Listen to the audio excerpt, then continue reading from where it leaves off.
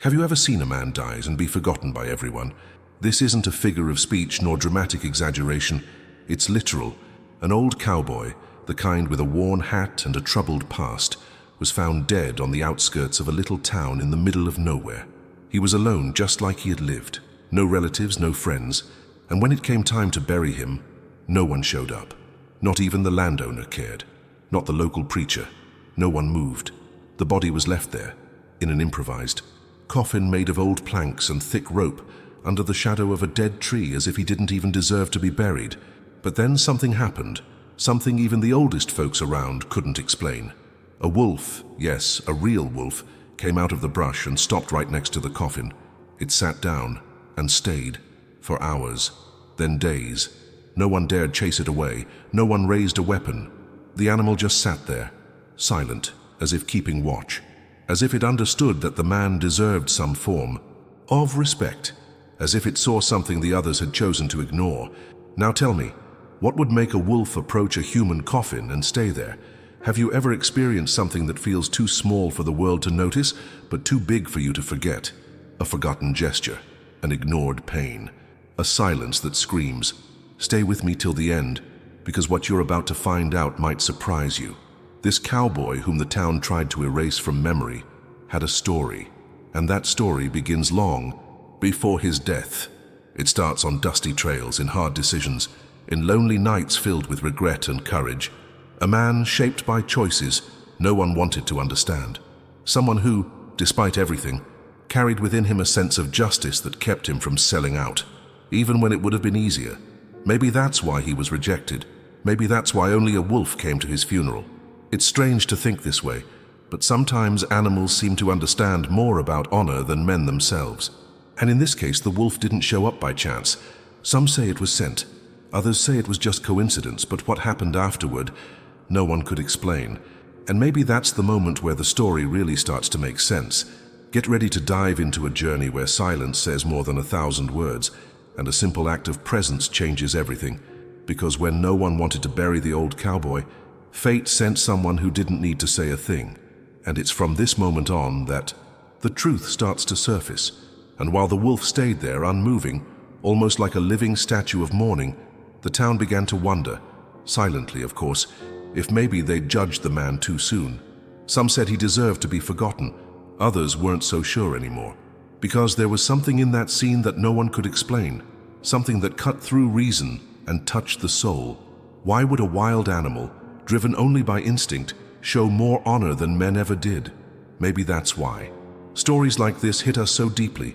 They reveal what most people try to hide, the complexity of who we are. That no one is just good or bad. That even the most solitary carry a truth that often goes untold. And when someone finally chooses to listen, even if it's too late, something inside us shifts, even if just a little. If this story makes sense to you, if that scene touched you in any way, drop a comment below and share what moved your heart the most. It could be a memory, an opinion, or even a question that still lingers. Your voice matters here a lot. It not only enriches the conversation but helps others see new layers in this story. And if you believe more people need to hear stories like this, ones that reveal the forgotten side of imperfect characters, hit the like button now. That strengthens the channel, shows that this content is worth it, and helps the message reach someone who might need to hear something like this today. Oh, and if you enjoy this style of storytelling, full of emotion, truth, and that reflective touch that lingers even after the video ends, go ahead and subscribe to the channel. Your presence here is what keeps this going. It's what gives me the strength to keep telling these stories that don't fit in history books, but live on in the soul of those who've lived them.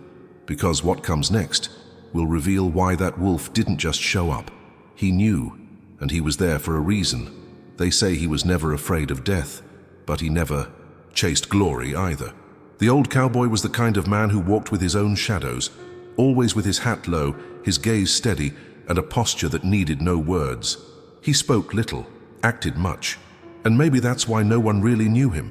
It was easy to look at him and think there was nothing there but a tough shell, rudeness and distance. But, as is often the case with those carrying a heavy heart, the truth was in the details, and almost no one bothered to look closely. He wasn't a saint. Far from it. He got into fights that didn't need to happen, said words sharper than a blade, and turned down chances that could have changed everything. But he was also the one who, in silence, would throw himself into the fire for someone being wronged. He never wanted credit. He just couldn't stand to see someone take life's beating without deserving it. There was a time he stopped a hanging that was meant to happen in secret.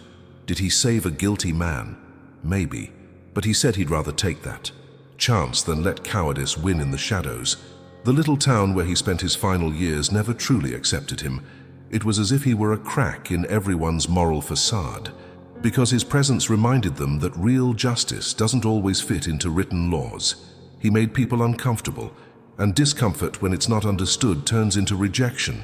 And that's what he got in the end, the silence of those who didn't want to remember they once needed him. But the most curious part is that among the many who criticized him, there were some who carried a debt in their hearts they would never confess. A shopkeeper who, years ago, had his store saved from an arson fire. No one ever found out who put out the flames that night, but the old cowboy showed up the next morning with burnt boots and didn't say a word, or the woman who lost her child to a fever. And while everyone waited for someone to bury the little one, it was he who dug the grave in silence and stayed until the last handful of dirt was thrown. Then he left. No words of comfort, but also never expecting thanks. These gestures piled up in the shadow of the story. They never became legend. They were never printed in the papers, but they lived on in the memories of the few who took the time to look past appearances. The problem is, when someone forces us to face the ugly side of our indifference, we'd rather forget. And that's what they did to him. They forgot. They ignored his pain, his merits, his human flaws. And when he was gone, no one wanted to bear the weight of laying him to rest, as if leaving the body out there, exposed, was also a way of burying their collective guilt.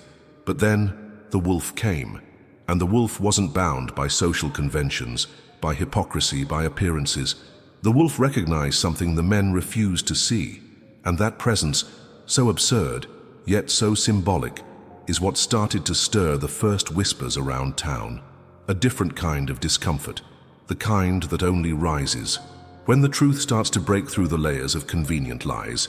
Now I want to dig even deeper into this, because his story carries something far beyond a forgotten coffin or a lonely animal. It's about decisions that define an entire life. It's about how a quiet gesture can change someone's fate, and how its impact is often only understood when it's already too late. In the last town he passed through, the old cowboy wasn't welcome, but he wasn't kicked out either. It was as if his presence was only tolerated because he was too worn down to be a real threat anymore. He lived on the outskirts, in a creaky wooden shack surrounded by dry brush, and the kind of solitude that had become his only constant companion. Those who saw him in the streets walking slowly, hunched by time and memories, would rather cross to the other side. It wasn't fear, it was discomfort, the kind that comes from those who carry too many secrets and a conscience weighed down by looking the other way when they should have offered a hand. It wasn't that the town had forgotten what he did. On the contrary, people remembered very well, but chose not to speak of it, because speaking of it would mean facing the truth buried beneath the silence. And that truth was simple, that man, sick, aged and rejected, had been the only one to refuse to take part in something everyone else accepted without question. A shady deal among ranchers, a rigged trial, land stolen from people who had already lost everything. He said no, and that no echoed like defiance, like a threat to the false peace everyone pretended to uphold. Over time, his refusal became legend, and the legend turned into resentment. Some called him a traitor, others a fool, but no one had the courage to call him just, maybe because deep down they knew he was right. And living with that truth weighs heavier than carrying a rifle. That's why he died alone, with a fever, without medicine, in pain, but in silence. As always, no one visited. No prayers were said, no candle was lit, only the sound of the wind and the dust of memories no one wanted to relive. The strangest part is that, even knowing he was dying, the townspeople pretended not to notice. The grocery store would close whenever he approached. The doctor would walk past him, claiming to be too busy. And the church, well, that had stopped accepting him, ever since he challenged a sermon that tried to justify injustice in God's name. He knew he was persona non grata, and still he never begged for kindness. He kept living off the little he grew, the much he thought, and the choices he made, right or wrong, guided by conviction, not convenience. That town, made of low houses and hearts held too high to see the ground, became the stage for his final steps. And even rejected, he remained, maybe waiting for something, or maybe just accepting that some endings don't come with public redemption, but with a quiet peace for those who never sold out. The impact of his decision still echoed, though, in whispered conversations, unresolved guilt, and especially in the eyes of those who remembered what he had refused to do, and the price he paid for it. Now I want to go even deeper into this, because there's something revealing about how an entire town can come together to forget someone, not because he did something wrong, but because he reminded others of what they themselves had done. And that's when the story shifts, because we're no longer just talking about one man.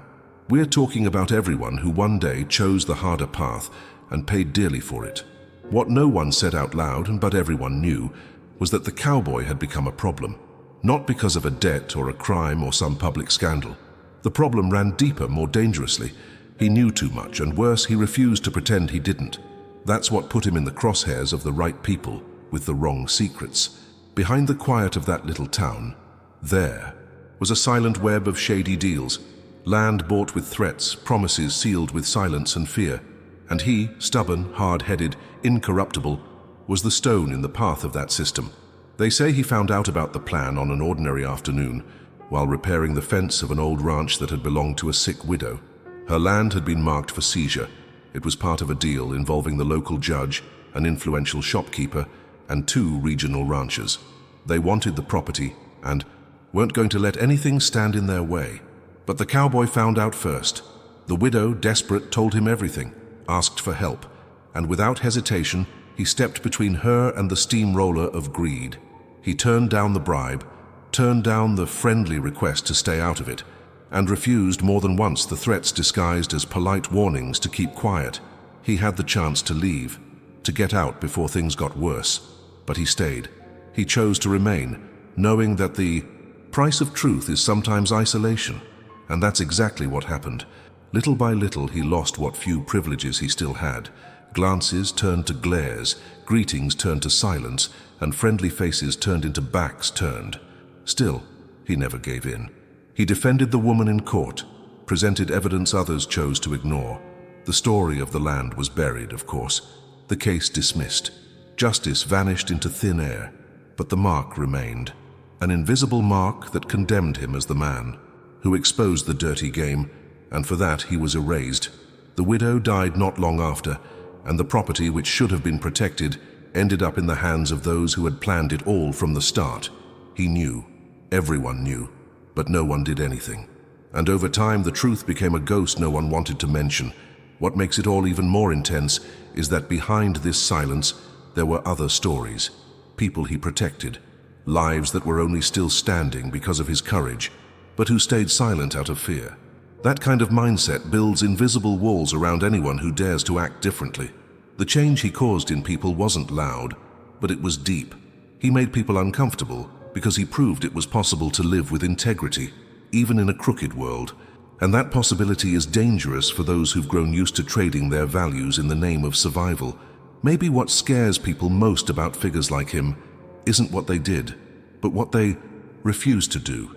He could have been rich, influential, even beloved in that town. All he had to do was go along. All he had to do was stay silent.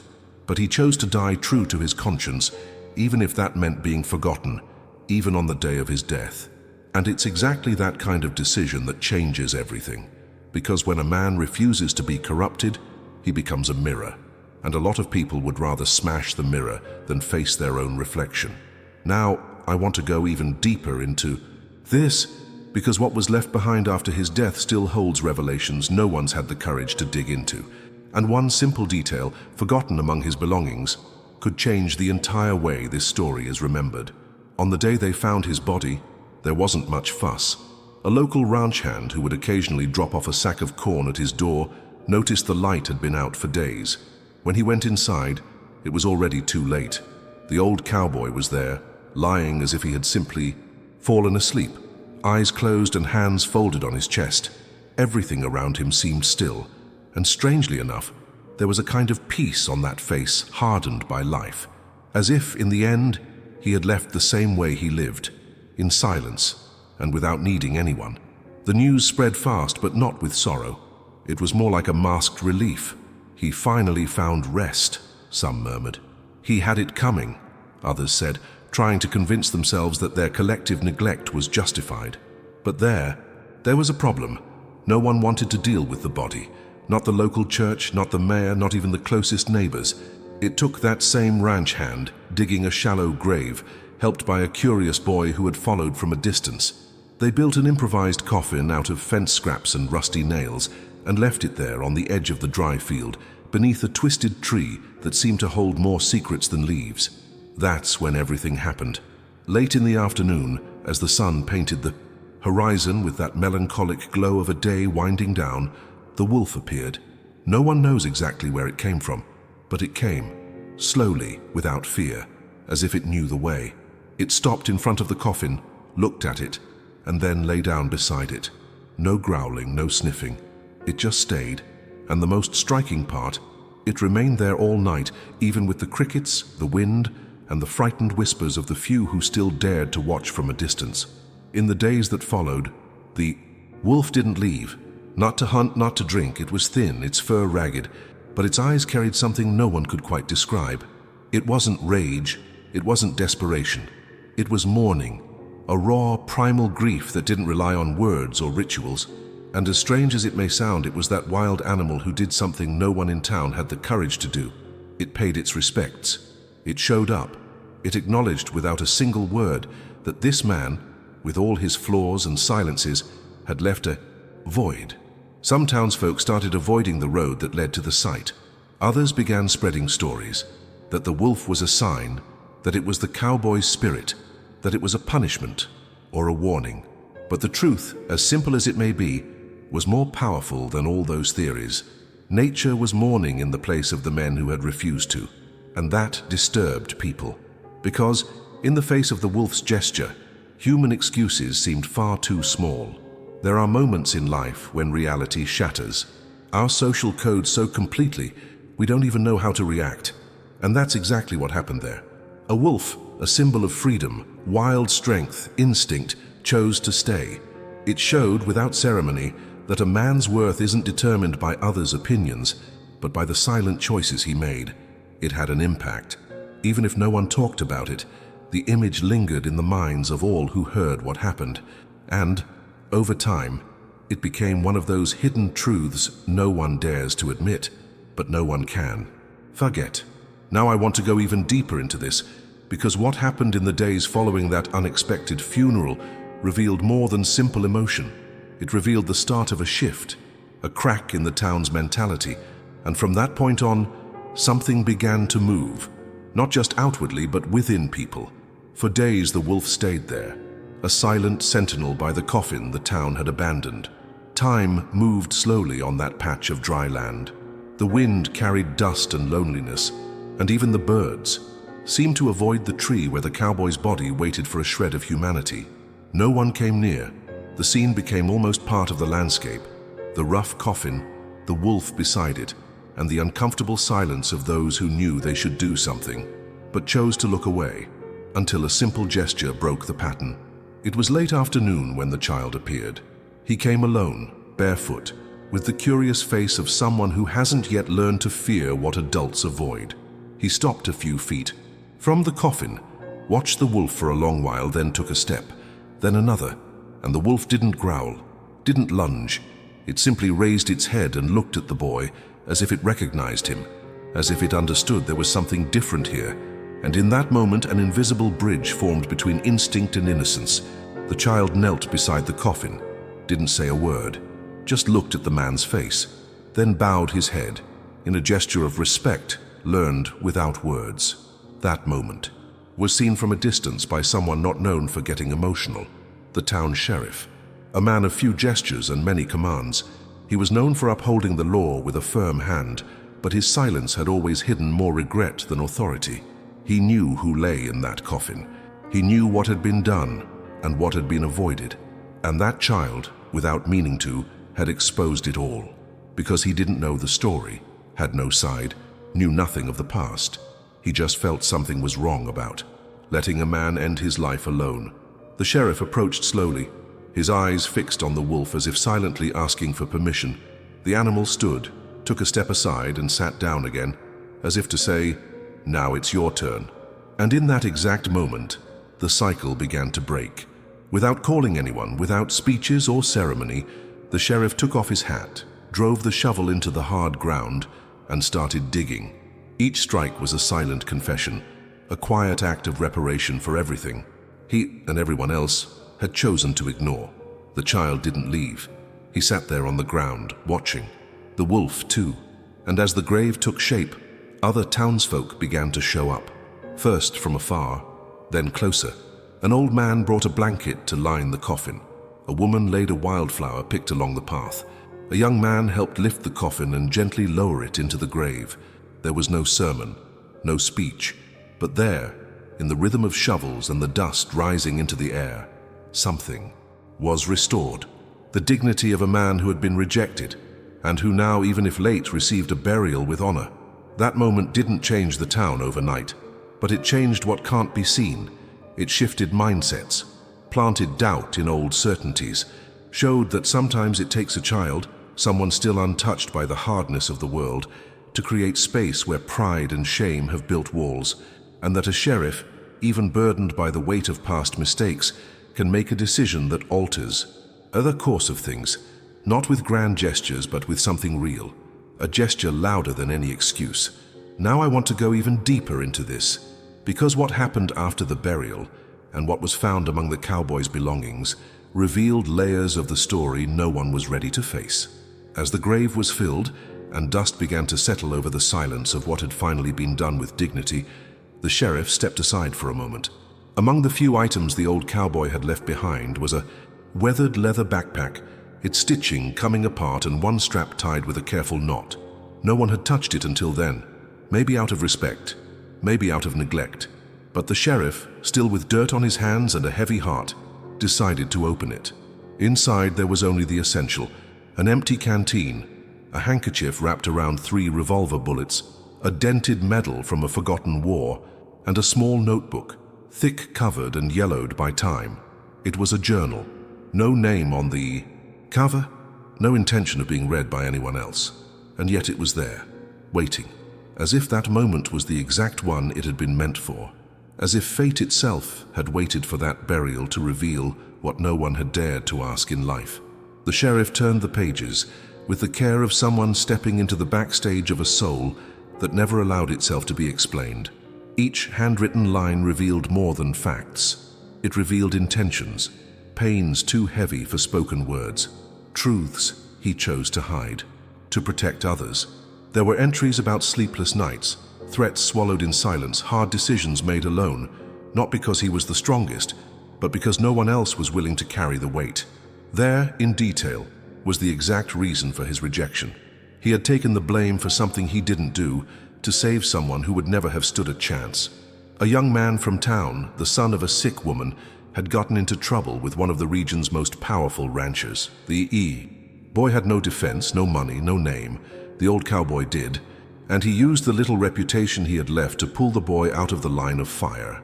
He claimed the blame, let the convenient version of the story spread, and kept silent. He knew the cost would be social exile, that he'd never regain even the sliver of respect he still had, but he chose that over watching an innocent get destroyed. That kind of decision doesn't make headlines, doesn't become bar talk, let alone earn recognition. But there it was in that forgotten journal, a straight line of choices guided not by appearances, but by conscience. And that changes everything. It shifts the weight of the story, changes the image the town had built, even alters the silence that lingered around the coffin for days. Because now that silence reveals itself as cowardice. It shows how much easier it is to judge than to investigate, how much more comfortable it is to label than to understand. The sheriff, after finishing the last page, said nothing. He just closed the notebook with the same care he'd opened it, looked at the freshly covered grave, then looked at the child, who was still watching with wide eyes, trying to understand what made that day feel so different. And in that moment, something settled in the air, the sense that the old cowboy hadn't just been buried. He had at last been revealed, and the image the town had built around him began to crumble in silence, page by page.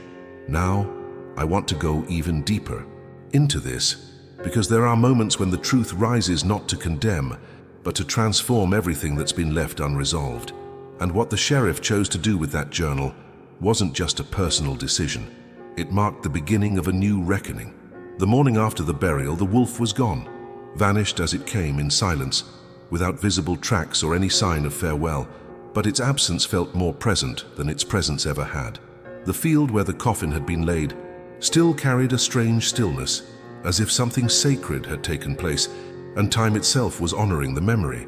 Those who had come close, even just as observers, spent the following days trying to understand what had been awakened in them. It wasn't just remorse, it was deeper.